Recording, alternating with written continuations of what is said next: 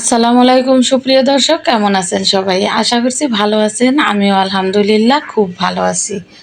কাছের এবং দূরের, দেশের কিংবা বাইরের যে যেখান থেকে আমার এই ভিডিওটি দেখছেন, আপনাদের সবাইকে এফবি কিচেনে স্বাগতম। আমি আজকে আপনাদের গরুর মাংস ভুনা করে দেখাবো। আর আমি চেষ্টা করেছি খুবই সহজভাবে এবং ঘরে থাকা উপকরণ দিয়েই এই মাংসটা ভুনা করে দেখানোর জন্য।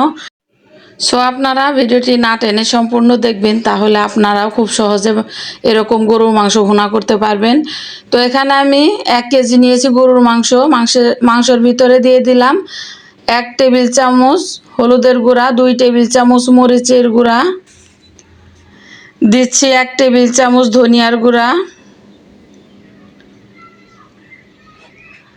আধা টেবিল চামচ জিরার গুঁড়া, 1.5 টেবিল চামচ আদা বাটা, 2 টেবিল চামচ দিচ্ছি রসুন বাটা,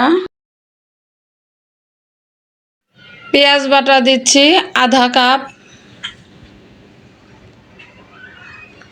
দিতে হবে স্বাদ অনুযায়ী লবণ আর ঝালটা আপনাদের পছন্দ মতো দিয়ে দিবেন, যে যেরকম খান আর কি। এখানে দিচ্ছি 1/4 কাপ সয়াবিন তেল। সব মশলা দেওয়া হয়ে গেলে খুব ভালোভাবে মাংসের সাথে মশলাগুলো মেখে নিতে হবে।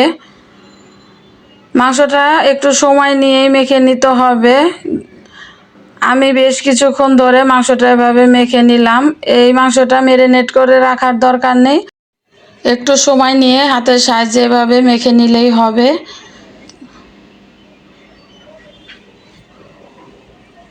তো আমি খুব ভালোভাবে মাংসটা মেখে নিয়েছি। এবার মাংসটা রান্না করার জন্য চলে আসলাম চুলায় একটা প্যান বসিয়ে দিয়েছি, আর এখানে দিয়ে দিচ্ছি 1/3 কাপ সয়াবিন তেল।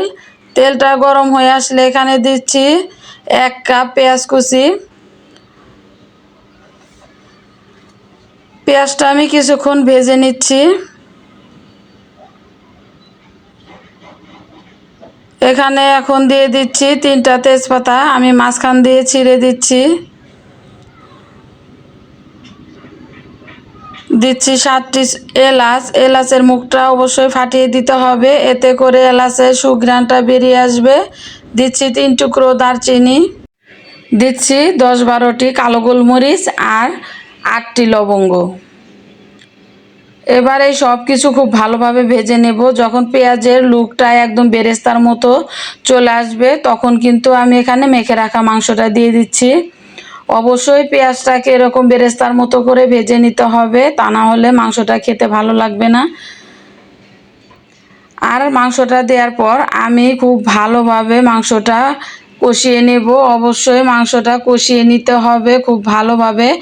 আমি যেহেতু মাংসের ভিতরে কাঁচা পেঁয়াজ বাটা দিয়েছি, রসুন বাটা দিয়েছি, সেই জন্যে খুব ভালোভাবে মাংসটা কষিয়ে নিতে হবে, তাতে করে পেঁয়াজ এবং রসুনের কাঁচা গন্ধটা থাকবে না, আর মাংসটা খেতেও কিন্তু দুর্দান্ত স্বাদের হবে। আমি প্রায় 15 থেকে 20 মিনিটের মতো এরকম চুলাটাকে মাঝারি আঁচে রেখে মাংসটা কষিয়ে নিলাম। এবার এখানে দিয়ে দিচ্ছি 5 কাপ গরম পানি। এখানে গরম পানিটা দিলে মাংসটা খুব তাড়াতাড়ি সেদ্ধ হয়। পানি দেওয়ার পর আমি একটা ঢাকনা দিয়ে মাংসটা রান্না করব। চুলাটাকে মাঝারি আঁচে রেখে মাংসটা রান্না করতে হবে। তো বেশ কিছুক্ষণ রান্না করার পর আমি ঢাকনাটা উঠিয়ে কিছু আলু আমি কেটে ভেজে রেখেছিলাম, সেই ভেজে রাখা আলুটা এখানে দিয়ে দিচ্ছি। আর দিচ্ছি 1/4 চা চামচ এলাচের গুঁড়া। এলাচের গুঁড়াটা দিলে এই মাংস ভুনাটার টেস্ট অনেক গুণে বেড়ে যায়।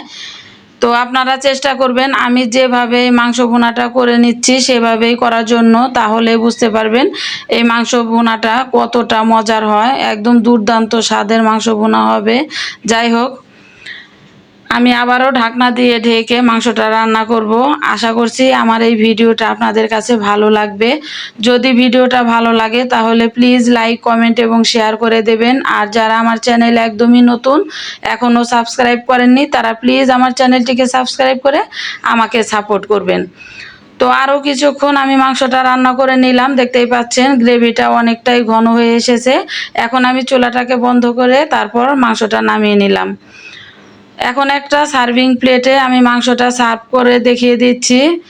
দেখে নিশ্চয়ই বুঝতে পারছেন মাংসটা কতটা মজার হয়েছে।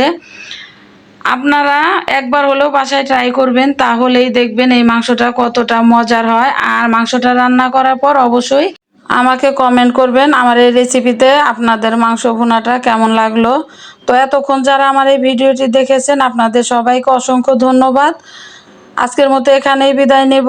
সবাই খুব ভালো থাকবেন আর আমার জন্য দোয়া করবেন। আল্লাহ হাফেজ।